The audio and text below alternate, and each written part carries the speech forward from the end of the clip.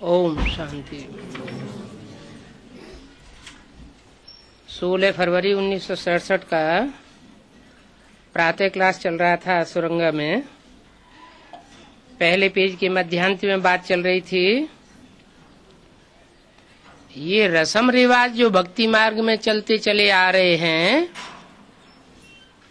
वो कहाँ से आए, कब से आए? कब से का जवाब होगा द्वापर युग से आए। और द्वापर युग में कहां से आए?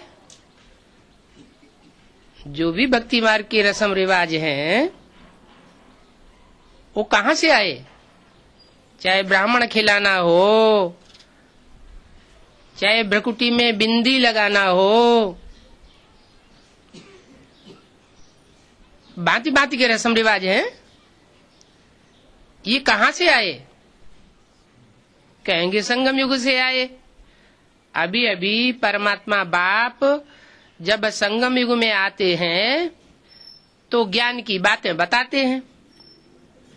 उस ज्ञान को जीवन में जो धारण करते हैं वो प्रैक्टिकल ज्ञान युक्त काम करते हैं। जैसे ब्राह्मण खिलाने वाली बात चल रही थी मुरली में, यहाँ भी बाबा आत्माओं को बुलाते हैं जो पहले यज्ञ में थे, कारण या कारण शरीर छोड़ के चले गए। वो आत्माएं कोई में प्रवेश करती हैं ब्राह्मण में, उनसे पूछा जाता था। तो भक्ति मार्ग में भी ये रस्म रिवाज चली आई कि कोई मरते हैं तो उनकी आत्मा को ब्राह्मणों में बुलाते हैं। वास्तव में ये सब रियल बातें यहाँ की हैं। कहाँ की? संगम युग की। हम आत्माओं को बुलाते हैं ना, बाप आत्माओं को बुलाते हैं ये समझाने के लिए कि तुम ज्ञान में आते थे। आत्माओं को बुलाते हैं ये समझाने के लिए कि तुम ज्ञान में आते थे। जैसे बाबा कोई बच्चों को इमर्ज करके बोलते हैं तो उनसे तुम कहते हैं ना। सन्मुख वाले को क्या कहा जाता है? तुम। ऐसे ही आत्माओं को बुलाते थे कोई ब्राह्मण में और समझाते थे कि तुम आते थे, तुमको कितना समझाते थे कि बाप को याद करो और पवित्र बनो। उनको समझाते थे कि तुम बाप को याद करो और क्या करो? पवित्र बनो। अच्छा, जिन आत्माओं को बुलाते थे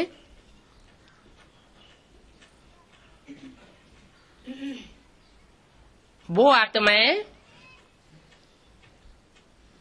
कोई खास आत्माएं होंगी या साधारण आत्माएं होंगी?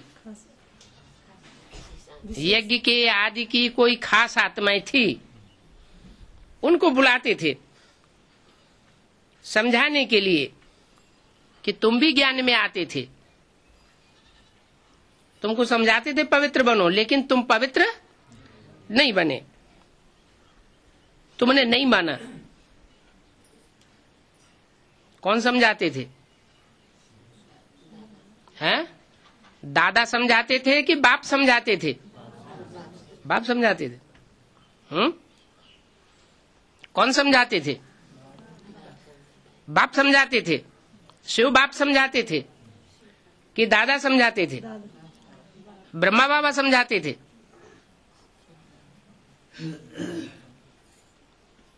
अभी तुम्हारा पद भ्रष्ट हो गया, तुमने नहीं माना, अभी तुम्हारा पद भ्रष्ट हो गया। पद भ्रष्ट हो गया माना इसका क्या मतलब हुआ? अगिरती कला में आ गए। अच्छा, पुरुषार्थ करते करते तुम गिरती कला में आ गए, तुम्हारा पद भ्रष्ट हो गया, तुम चंद्रवंशी बन पड़े। क्या? चंद्रवंशी बन पड़े। अच्छा, उस समय क्या फाइनल हो गया था? फाइनल एग्जाम हो चुका था क्या? फाइनल एग्जाम तो हुआ नहीं, तो पदभ्रष्ट कैसे हो गए? हैं? पदभ्रष्ट हुए या नहीं हुए? वास्तव में जो भी ज्ञान में चलते हैं और ज्ञान में चलने के बाद अगर पुरुषार्थ में नीचे आ जाते हैं तो उनके नीचे गिरने की शूटिंग हो जाती है। तो उनके लिए भी बोला तुम पदभ्रष्ट हो गए।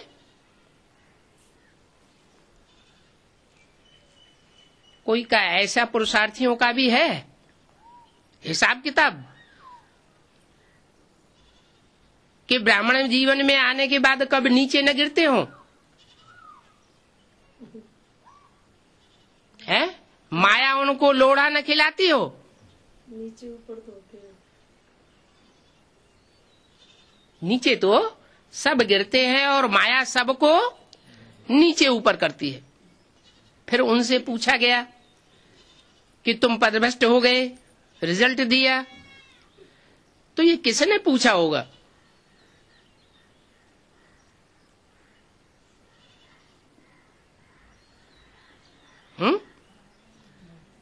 शिव बाप को आत्माओं की बुलाने की जरूरत है? हैं? शिव बाप वो आत्माओं को आह्वान करेंगे कि तुम इसमें आओ, तुमसे कुछ पूछे? क्यों? उसका वास्ता हो गया तो क्यों पूछेगा? शिव बाबा तो शिव बाप तो जानी जाननहार है ही, वो तो अंतर्यामी है। बहरयामी कौन है? अरे वो तो यज्ञ के आदि में चला ही गया, उसी की तो बात हो रही है। उसी आत्मा को तो बुलाया गया। तो ब्रह्मा बाबा ने पूछा और ब्रह्मा बाबा ने ही अपनी तरफ से जवाब दिया कि अब तुम पदभ्रष्ट हो गए, तुमने नहीं माना। क्या? तुम पदभ्रष्ट हो गए, तुमने हमारी बात को नहीं माना। आगे जो मरे थे, फिर बच्चों से कहा, सभा में बच्चों से कहा, आगे जो मरे थे फिर भी बड़े होकर कोई 20 कोई 25 के हो गए होंगे। बाबा की नजर कोई विशेष 2 आत्माओं के ऊपर है और ये भी जानते हैं कि वो कब मरे थे।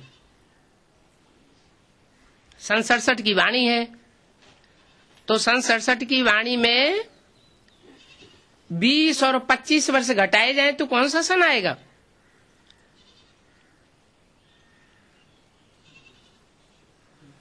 सड़सठ में से 20 घटाए सन 47 आए, 46-47 आएगा ना। माना कोई एक आत्मा थी जिसने 46-47 में शरीर छोड़ा और फिर जन्म कहीं ले लिया। उनके लिए बोला कि वो 20 वर्ष के हुए और दूसरी आत्मा के लिए बोला 25 वर्ष के हो गए होंगे। तो सन 67 में से 67 में से 25 वर्ष घटाए तो कौन सा सन आया? 42 आया। माने उस बच्चे का जन्म 42 में हो चुका है और सन 67 में वो 25 साल का हो गया। ज्ञान भी ले सकते हैं वो बच्चे, ज्ञान भी ले सकते हैं।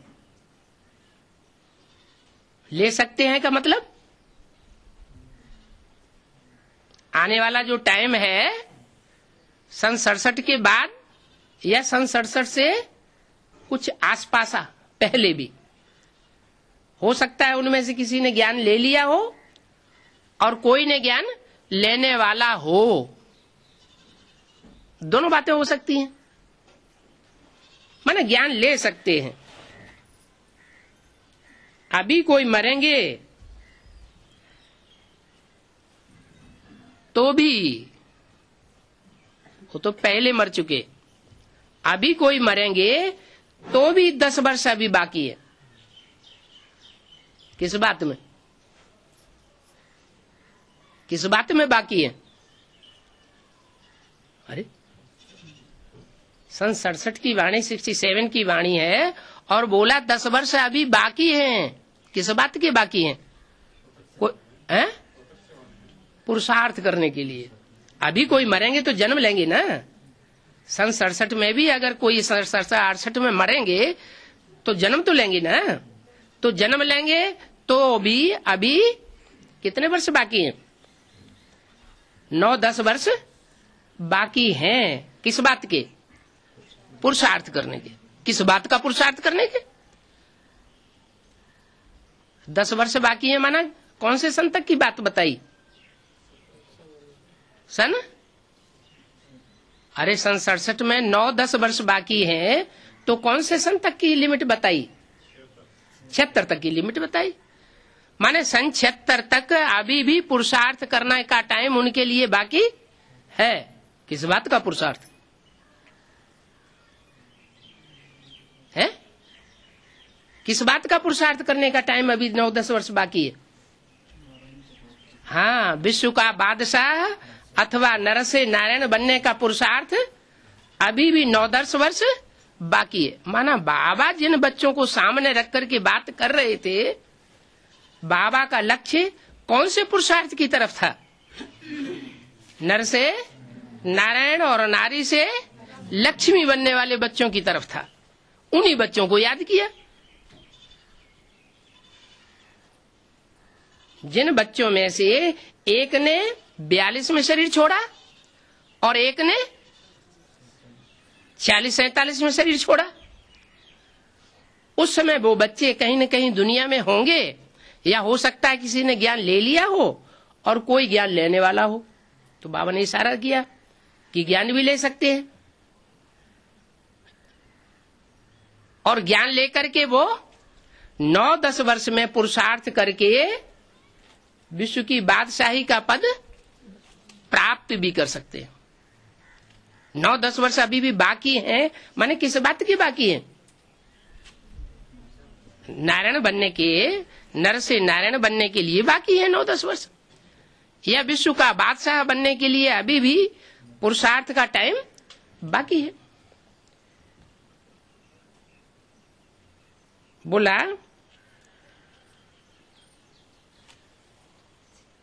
अभी कोई आवेंगे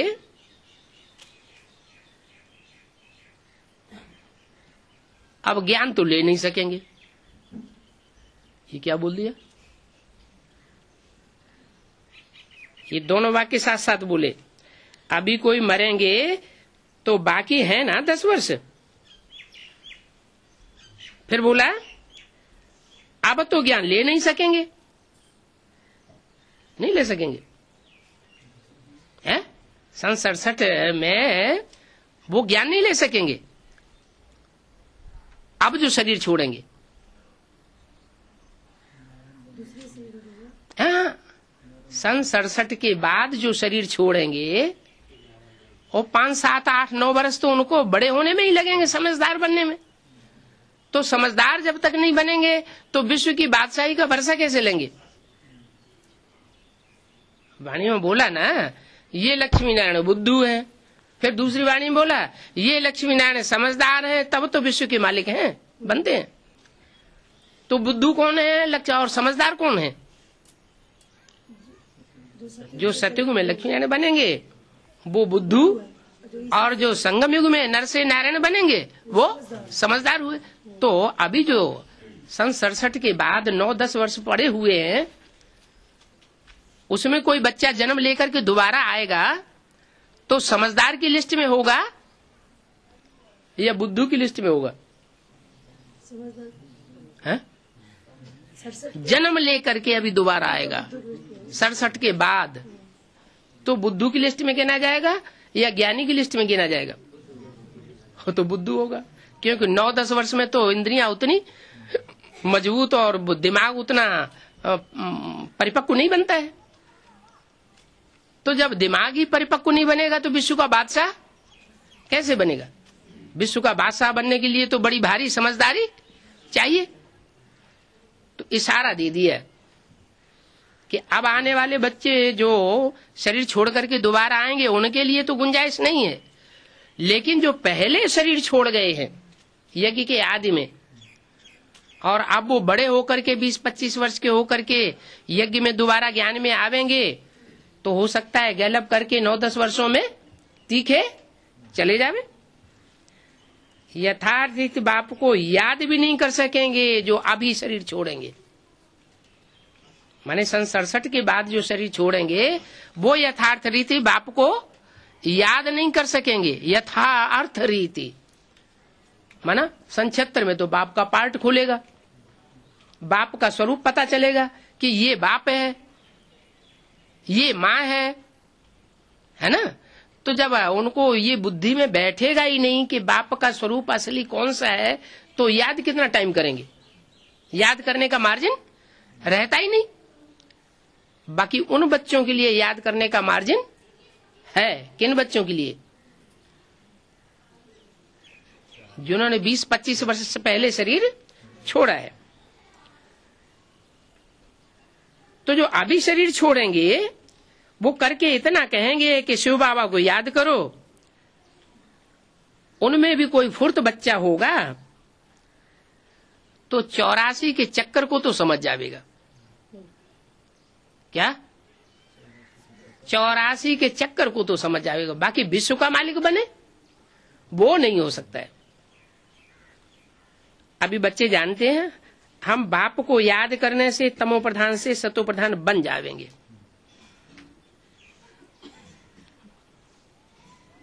किसको याद करने से? बाप को याद करने से। ये नहीं कहा माँ को याद करने से। किसको याद करने से? बाप को याद करने से। बाप कहते हैं मुझे याद करो। कौन कहते हैं? बाप कहते हैं। कहते कैसे हैं? कहाँ कहते? 67 में कैसे कहेंगे? है हाँ, उस समय तो माँ के रूप में है, तो फिर बाप कहते हैं, ये बात कैसे साबित होगी? है बाप कहते हैं माने मुख से ही कहेंगे ना, और मुख से कहेंगे कि मुझे याद करो, तो अम्मा को याद करो कि बाप को याद करो? क्या कहेंगे? हैं बाप को याद। उस समय 67 में 67 में बाप था? बाप के रूप में नहीं था, फिर याद कैसे करो?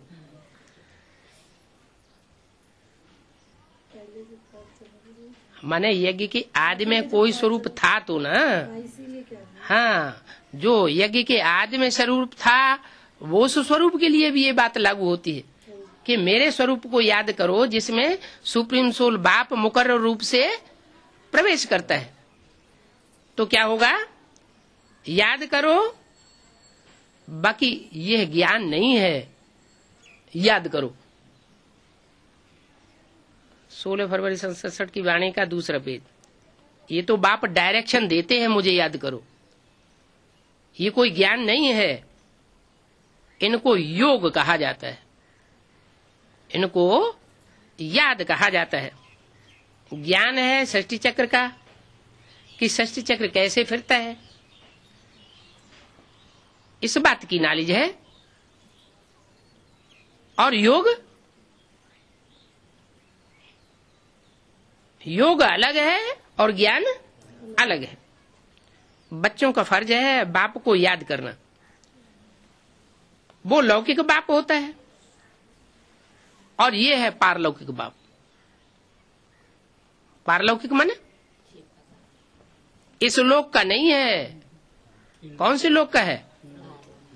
पारलोक। पारलोक,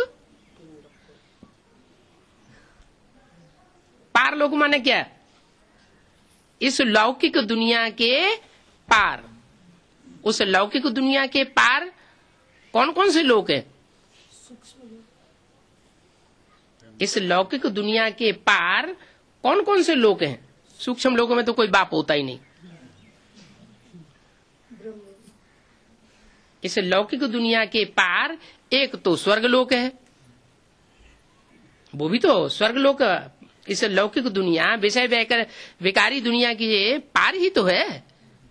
इस पार है या उस पार है? उस पार है। तो वो भी तो पारलोक है, इस दुनिया के पार है। यह है पारलौकिक बाप। तो इस दुनिया के जो पार स्वर्णिम दुनिया होगी, उसमें पारलौकिक बाप होगा या नहीं होगा? है? नहीं होगा? होगा या नहीं होगा? है? होगा? अरे तो स्थापना करके चले जाएंगे तो शालू बहन तो कह रहे कि स्थापना करके चले जाएंगे, इनकी बुद्धि में निराकारी बाप आया, और ये भी कह रहे नहीं होगा। माने निराकारी बाप आया, साकारी बाप आया है? 36-37 में तो चले जाएंगे ना, उससे पहले होंगे, 36-37 तक रहेंगे। हम स्वर्णिम दुनिया की बात कर रहे हैं, उसमें साकार में होंगे उससे। हम स्वर्णिम दुनिया की बात कर रहे होंगे। स्वर्णिम दुनिया सन 36 में 35 में होगी या नहीं होगी?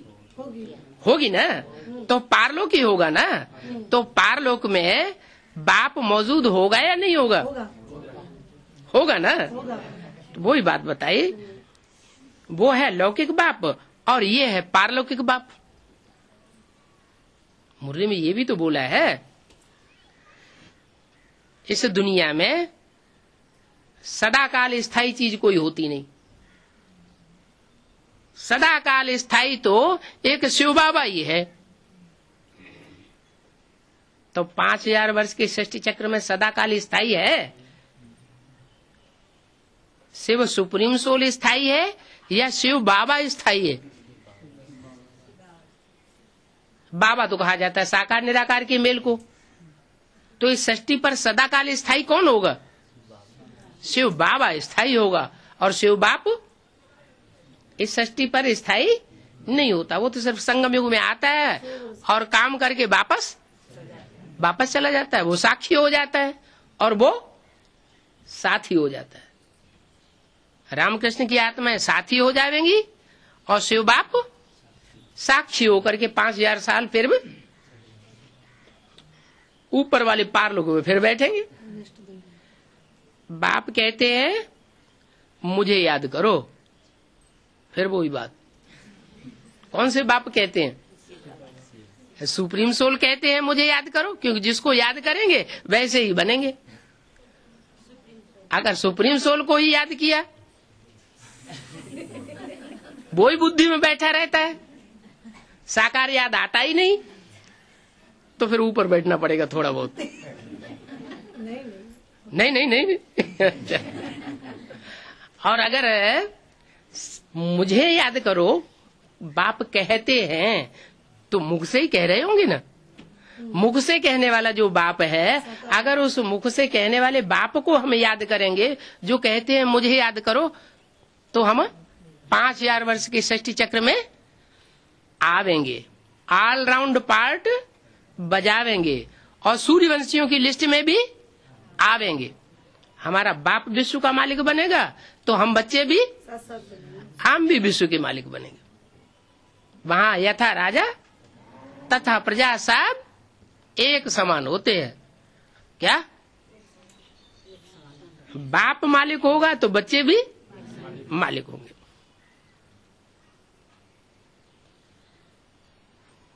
तो बाप कहते हैं मुझे याद करो, तो ज्ञान अलग चीज हो गई और याद अलग चीज हो गई। बच्चों को कहना पड़ता है क्या? जो बच्चे होते हैं, असल में जो बच्चे होते हैं उनको कहना पड़ता है क्या कि बाप को याद करो? नहीं, बिल्कुल है? भूलते ही नहीं। तो क्यों कहते हैं बार बार? करते नहीं है, इसलिए करते नहीं है। इसका मतलब बच्चे है ही नहीं है। माना सन 67 तक जो भी बच्चे सामने बैठे थे वो बाबा के सूर्यवंशी बच्चे थे या चंद्रवंशी, इस्लाम वंशी, बौद्ध वंशी, क्रिश्चियन वंशी आदि आदि बच्चे थे। हैं? सूर्यवंशी बच्चे थे उस समय। सूर्यवंशी बच्चे तो यज्ञ के आदि में ही चले गए। उनको तो इमर्ज करके बोला, उन बच्चों को तो इमर्ज करके बोलते हैं। सूर्यवंशी बच्चे जो बाप का वर्षा डायरेक्ट लेते हैं वो तो यज्ञ के आदि में ही चले गए।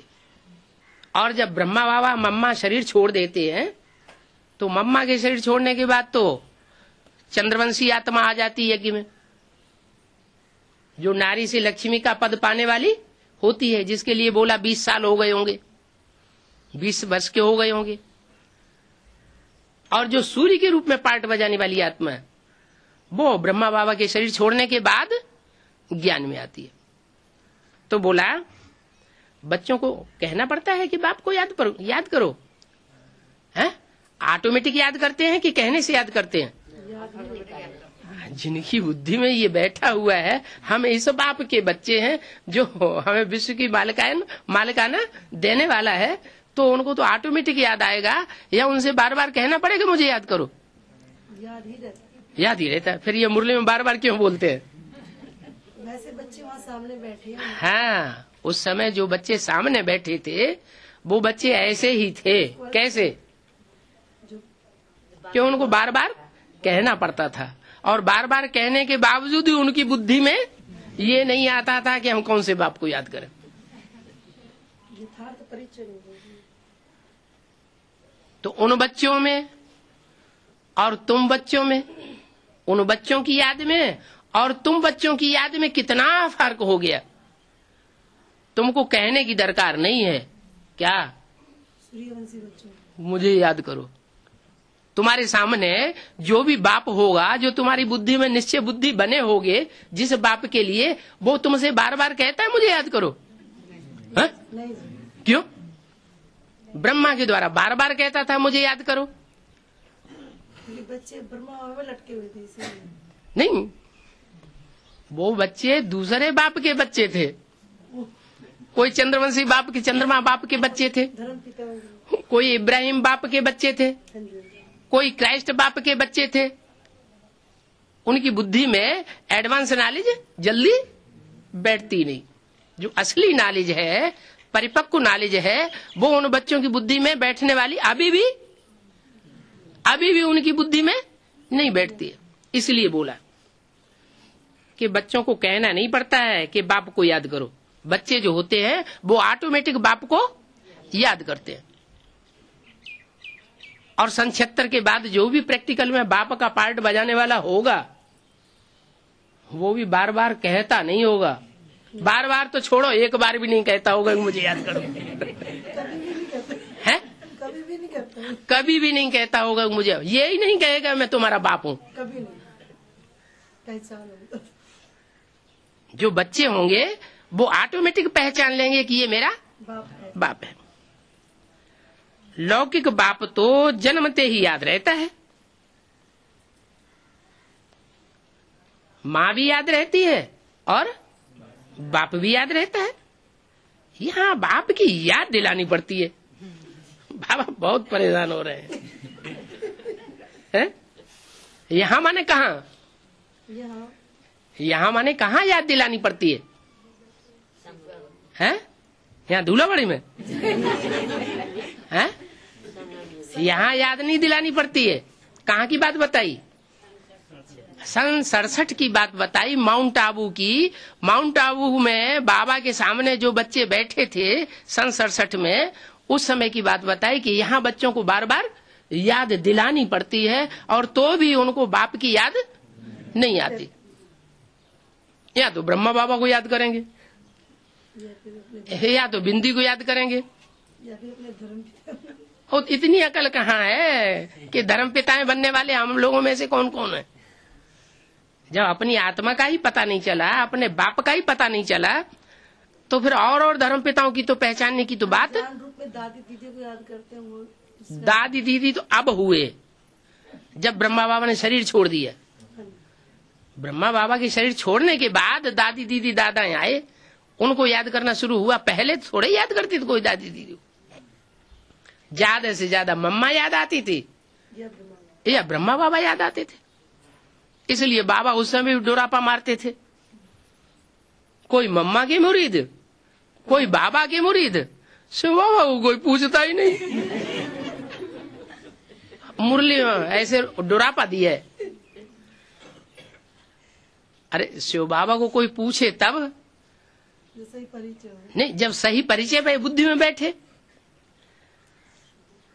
इसमें मेहनत लगती है। क्या? बाप की याद में मेहनत लगती है। ज्ञान में इतनी मेहनत नहीं है। ज्ञान समझना और समझ आना बहुत सहज है, लेकिन याद में मेहनत है। अपने को आत्मा समझ है, बाप को याद करना है? अपने को आत्मा समझ है, बाप को याद करना है। अरे चलो आत्मा समझ लिया, कोई आर्य समाज धर्म में कन्वर्ट होने वाली आत्मा है, उसने समझ लिया कि हम आत्मा हैं,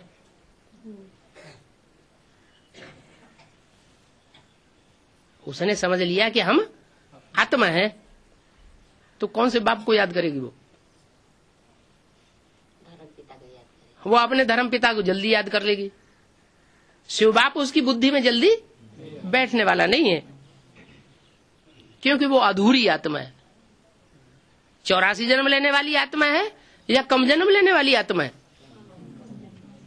जो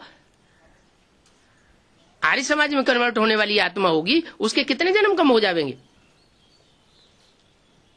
अरे जल्दी बताओ। है 7 जन्म कम हो जाएंगे। तो ऑलराउंड पार्ट तो उसकी बुद्धि में बैठा ही नहीं। तो कच्ची कन्वर्ट होने वाली आत्मा हुई या पक्की 84 जन्म लेने वाली आत्मा हुई?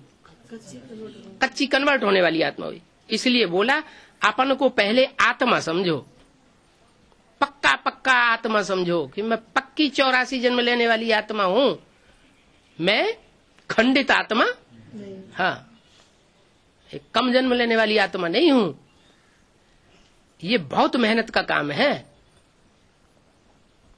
जो असली मैं जो हूं, जैसा हूं, जिस रूप में पार्ट बजा रहा हूं, उस स्वरूप को पहचान करके उसे याद करना, ये बहुत मेहनत कौन से बच्चे उठाएंगे?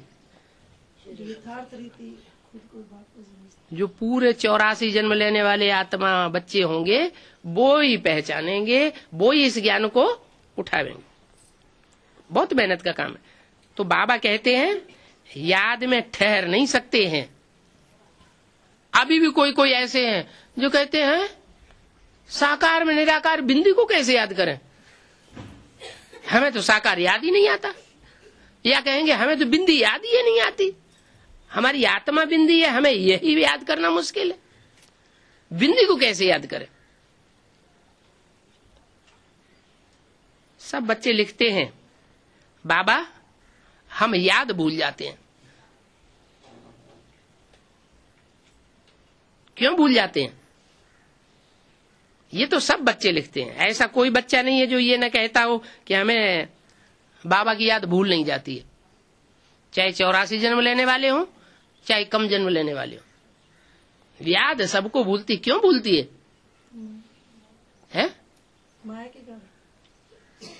क्योंकि जो 63 जन्म लिए हैं, उन 63 जन्मों में देह के अनेक संबंध जोड़े हैं और अनेकों व्यक्तियों के साथ जोड़े हैं, और उनके साथ अटैचमेंट भी हुआ है बुद्धि का।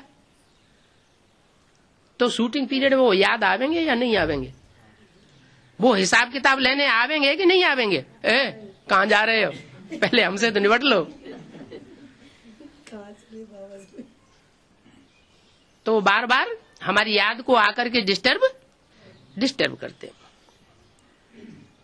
ऐसे कोई नहीं कहते कि हम ज्ञान भूल जाते हैं। ज्ञान तो बहुत सहज है, सबको याद हो जाता है। याद को ज्ञान नहीं कहा जाता है। इस याद की यात्रा में माया के तूफान बहुत आते हैं। बल ज्ञान में कोई बहुत तीखा हो, मुरली भी बहुत अच्छी चलाते हो, परंतु बाबा पूछते हैं याद का चार्ट रखो, कितना समय याद करते हो? बाबा को याद का चार्ट यथार्थ बना करके दिखाओ। पावन बनने के लिए याद ही मुख्य है। क्या? किसकी याद है? शिव बाबा की याद ही मुख्य है पावन बनने के लिए। क्यों? अकेले शिव बाबा की आत्मा को याद करें, शिव बाबा को याद करें तभी पावन बनेंगे। कोई और को याद कर लें तो पावन नहीं बनेंगे। शिव बाबा को याद करने हम ब्रह्मा बाबा को याद करते हैं। बहुत सी ब्रह्मा कुमार ऐसे हैं जो ब्रह्मा बाबा में ज्योति बिंदु को याद करते हैं। शिव बाबा पति से पावन नहीं, ब्रह्मा बाबा के खुद ही 84 जन्म पूरे नहीं होते हैं। वो पहले ही शरीर छोड़ गए, उनके 50 वर्ष कम हो जाएंगे। तो उनको याद करने की तो हमारी आत्मा भी 84 से ज्यादा जन्म लेगी या कम जन्म लेगी? कम जन्म लेंगे। कम जन्म लेगी। पावन बनने में उतनी कमी रह गई। क्या? नई सृष्टि में बच्चा बन के पैदा होना पड़ेगा, बुद्धू बन के।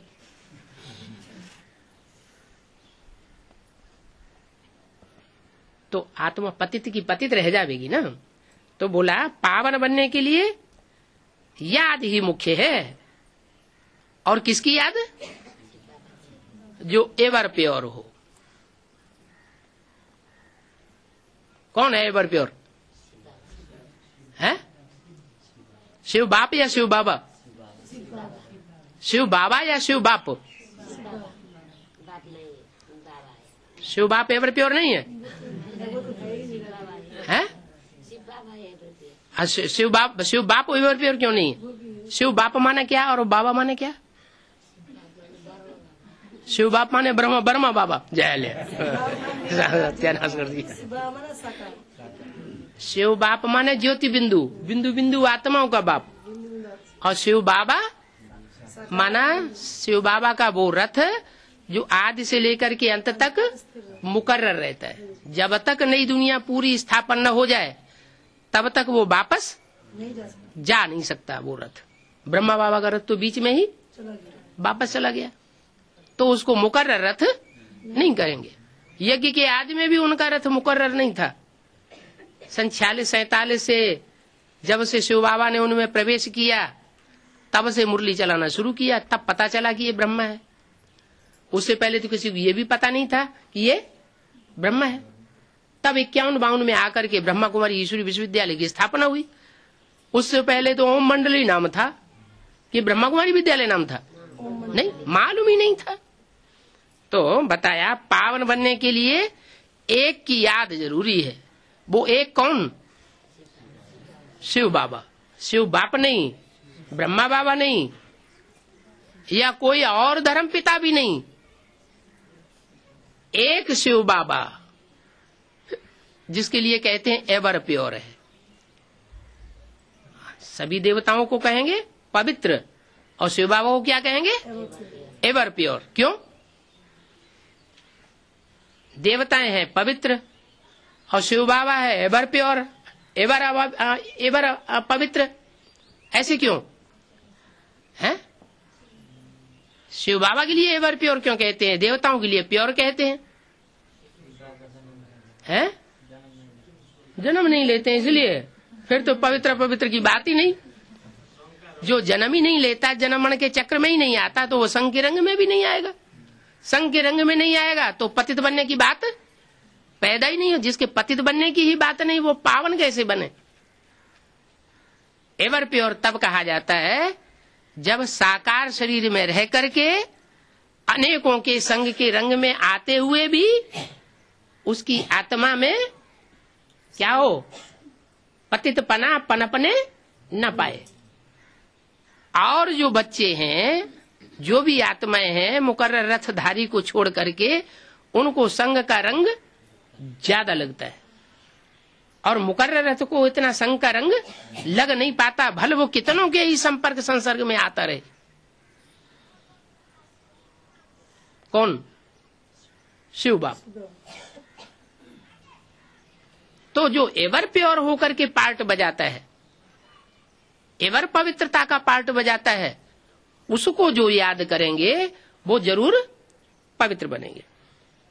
राजाई पाने के लिए ज्ञान मुख्य है। मुख्य है पावन बनना। क्या? राजाई पाना ये कोई मुख्य बात नहीं है। द्वापर कलयुग में भी राजाएं होते हैं और राजा ही पाते हैं, त्रेता में भी राजाएं होंगे, सतयुग में भी कम कला वाले राजाएं होंगे, महाराजाएं होंगे ना, लेकिन कम कला वाले होंगे बाद वाले। लेकिन अगर संपूर्ण पवित्र बनना है तो क्या करना है? उस एक को याद करना पड़े। इसमें माया का विघ्न पड़ता है। शिव भगवान वाच, याद में बच्चे बहुत कच्चे हैं। क्या? ब्रह्मा बाबा उवाच नहीं, शिव भगवान वाच। कौन भगवान उवाच? शिव भगवान उवाच, याद में बच्चे बहुत कच्चे हैं। अच्छा, कैसे कैसे बच्चे? अच्छे अच्छे बच्चे जो मुरली तो बहुत अच्छी चलाते हैं परंतु याद में बिल्कुल कमजोर है। और यही याद की कमजोरी किस समय की बात है? सन 67 की बात बताई। याद में बच्चे बहुत कमजोर हैं और वो बहुत कमजोर होने के बाद उसका रिजल्ट क्या होगा? उस लिस्ट में ब्रह्मा बाबा आते हैं या नहीं आते हैं? है? अरे चुप हो गए हैं? उस लिस्ट में जो बाबा बोले कि मुरली तो बहुत अच्छी चलाते हैं, ऐसे तो ब्रह्मा खुद मुरली नहीं चलाता, उनमें शिव बाबा आगे मुरली चलाता था, शिव बाबा मुरली चलाते थे। लेकिन फिर भी मुरली बोला है कि ये ब्रह्मा क्या मुरली नहीं चला सकते? खुदा न खास्ता अगर शिव बाबा ना आए तो ये ब्रह्मा मुरली चला सकते हैं ना। तो मुरली तो बहुत अच्छी चला लेते हैं लेकिन याद में बहुत कच्चे हैं। तो इसका रिजल्ट क्या होगा? है? हाँ, फेल हो जाएंगे। नर से डायरेक्ट नारायण नहीं बन सकेंगे, नारी से डायरेक्ट लक्ष्मी नहीं बन सकेंगे। तो बहुत कच्चे हुए, पूरा लक्ष्य प्राप्त नहीं किया तो कच्चे हो गए। और फिर जब ब्रह्मा सरस्वती का ये हाल है तो और जो दूसरे बच्चे पढ़ने वाले बैठे हुए हैं सन 67 में माउंट आबू में, वो ज्यादा मजबूत हो जाएंगे क्या? ज्यादा मजबूत, ज्यादा याद में तीखे हो जाएंगे? नहीं। अच्छे अच्छे बच्चे जो मुरली बहुत अच्छी चलाते हैं याद में बिल्कुल कमजोर हैं, बिल्कुल कमजोर हैं, तो वो 84 जन्म ले पाएंगे? नहीं ले पाएंगे। 84 जन्म वही बच्चे ले सकते हैं जो याद में बहुत तीखे हो। और याद उन्हीं की तीखी होगी जिनका उस मुकर्रर रथधारी आत्मा के साथ 84 जन्मों की पक्की प्रीति जुटी हुई होगी। 63 जन्म भी उस बाप के साथ उन्होंने अनेक संबंधों में पार्ट बजाया होगा। अरे रामकृष्ण वाली आत्माओं के साथ जिन्होंने पार्ट बजाया होगा उनको इस जन्म में वो आत्माएं ऑटोमेटिक याद आएंगी या नहीं आएंगी? हैं? आएंगी ना। जिन्होंने कृष्ण के साथ दादा लेखराज वाली आत्मा के साथ अनेक जन्म पार्ट बजाए होंगे उनको दादा लेखराज ऑटोमेटिक याद आएगा, वो अम्मा की याद हो गई। और जिन्होंने राम बाप के साथ अनेक जन्म पार्ट बजाया होगा चलो किसी भी संबंध में, तो उनको कौन याद आएगा? वो राम बाप का स्वरूप ऑटोमेटिक याद आ जाएगा। उनको ये कंप्लेंट नहीं होगी कि हमें साकार का चेहरा भूल जाता है। एक बार भी देख लेंगे तो देखने के बाद फिर वो भूल नहीं सकता, क्योंकि पूर्व जन्म के संस्कार भरे पड़े हैं। इस योग से ही विकर्म विनाश होने हैं। क्या? किस योग से है? जो एक बाप एवर प्योर है, उस एक बाप की याद से ही जन्म जन्मांतर के पाप कर्म, विकर्म माना विपरीत कर्म, जो श्रीमत के विपरीत कर्म किए हैं वो सब नष्ट हो जाएंगे। कर्म इंद्रियों की जो चंचलता होती है वो भी योग से ही शांत हो जाती है। कर्मेंद्रिय चंचलता करती है ना,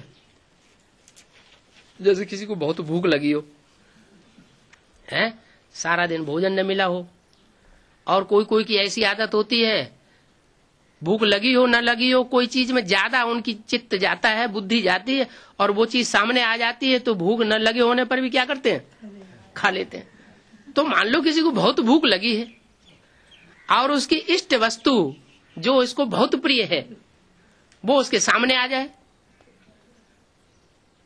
तो कर्म उसके उनके हाथ, उनकी आंख, उनका मुंह चंचलता करेगा या नहीं करेगा? पेट भरा हुआ तभी चंचलता करेगा। नहीं, पेट भरा हुआ हो तो भी चंचलता कर पड़ता है।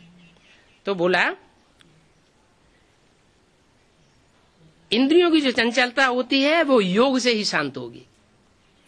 कोई भी इंद्रियां हो, चाहे वो काम इंद्रिय हो, चाहे वो कोई लोभ इंद्रियां हो, लोभ मुख में बहुत आता है ना, जिब्या में मुख आता है कि नहीं है? मुख में जिब्या है तो जिब्या में लोभ आ जाता है कि ये चीज खाऊं खाऊं खाऊं की आदत पड़ी हुई होती है।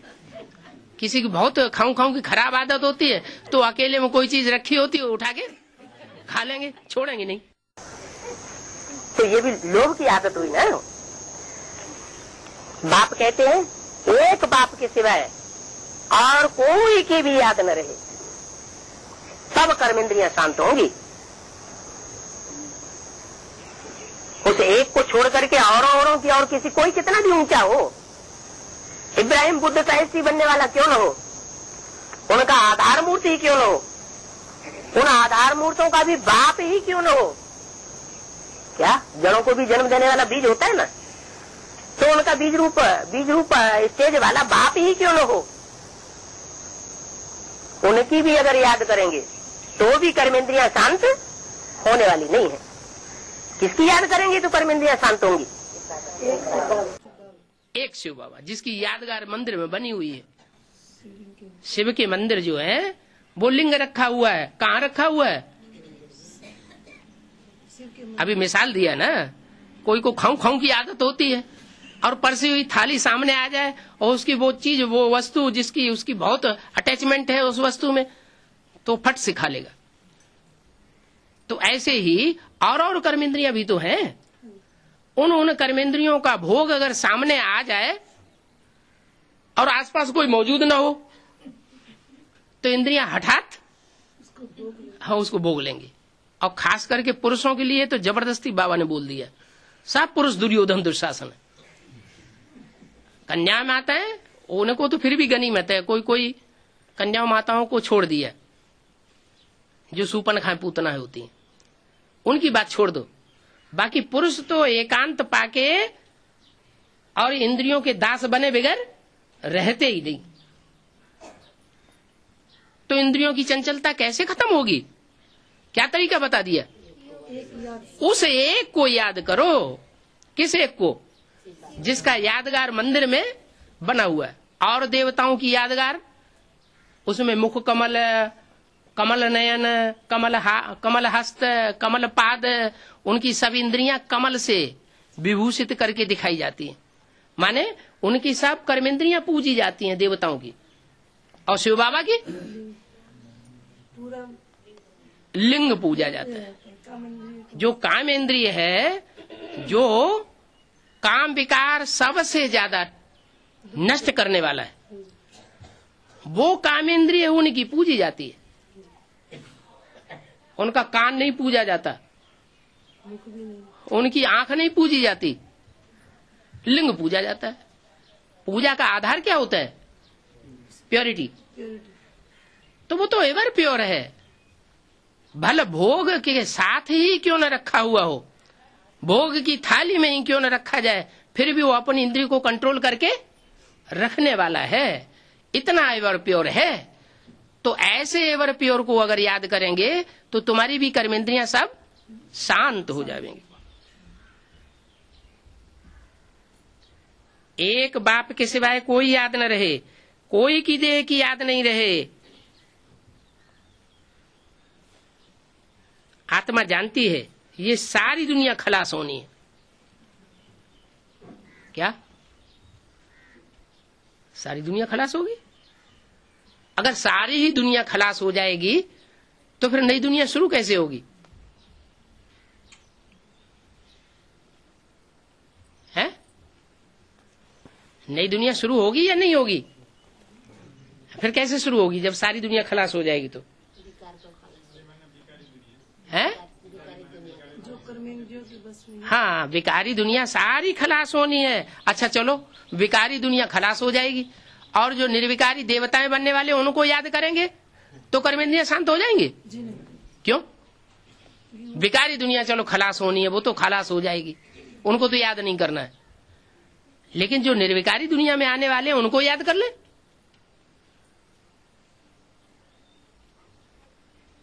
वो भी खलास हो जाएंगे, उनको भी हम इन आंखों से अंत तक देखते रहें, ये होगा नहीं।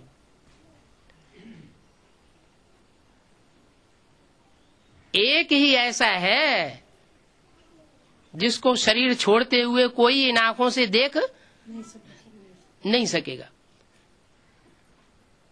और सबको शरीर छोड़ते हुए देखेंगे, एक को शरीर छोड़ते हुए नहीं देखेंगे।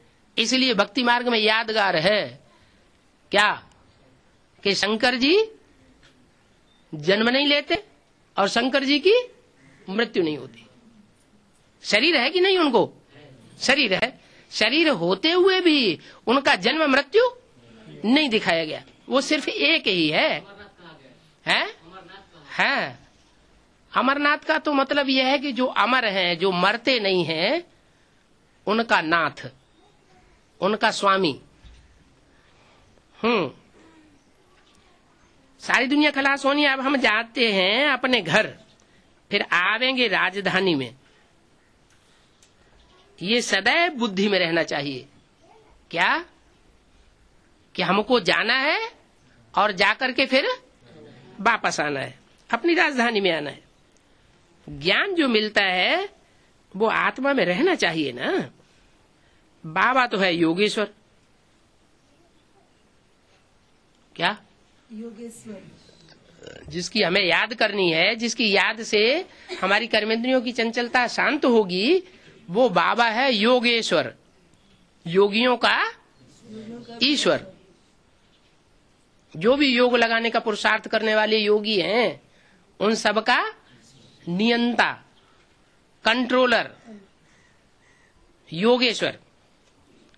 योगेश्वर के रूप में कौन कौन को दिखाया जाता है भक्ति मार्ग में? श्री कृष्ण को भी कहते हैं। कृष्ण को भी योगेश्वर कहते हैं।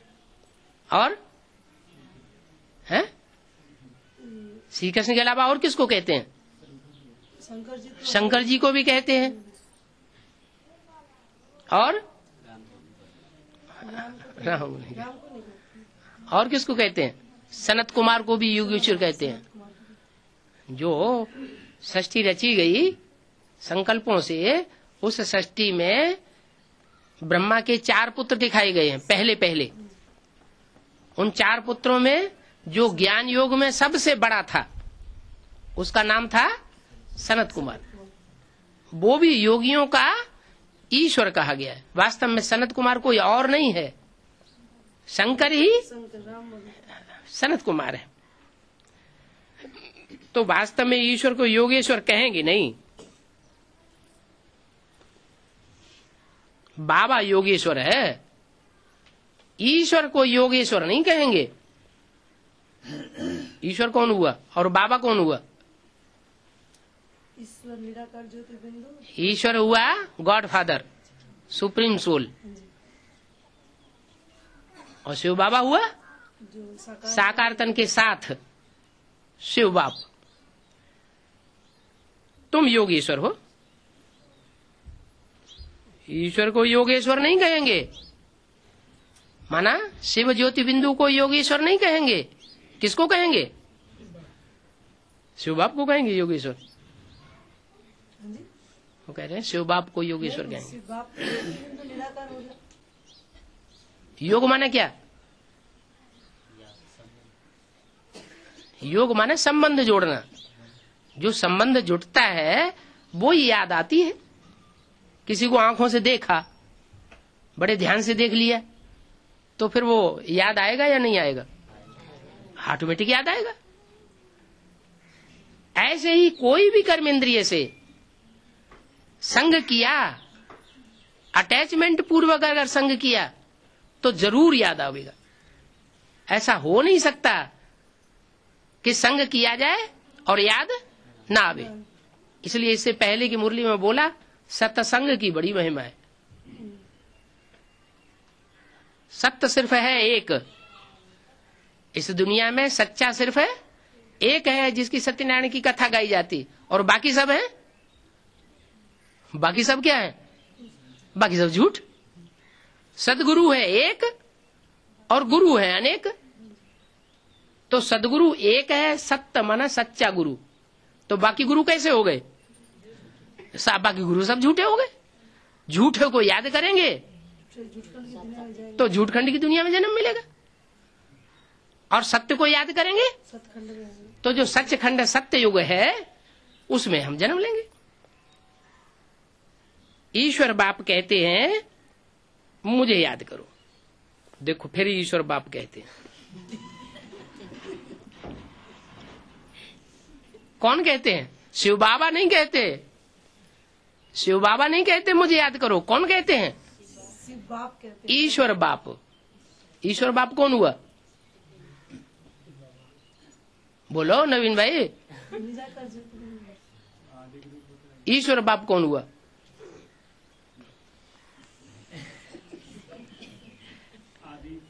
सुनो, फिर से सुना दें। बाबा तो है योगेश्वर, जो योग सिखाते हैं। वास्तव में ईश्वर को योगेश्वर नहीं कहेंगे, तुम योगेश्वर हो।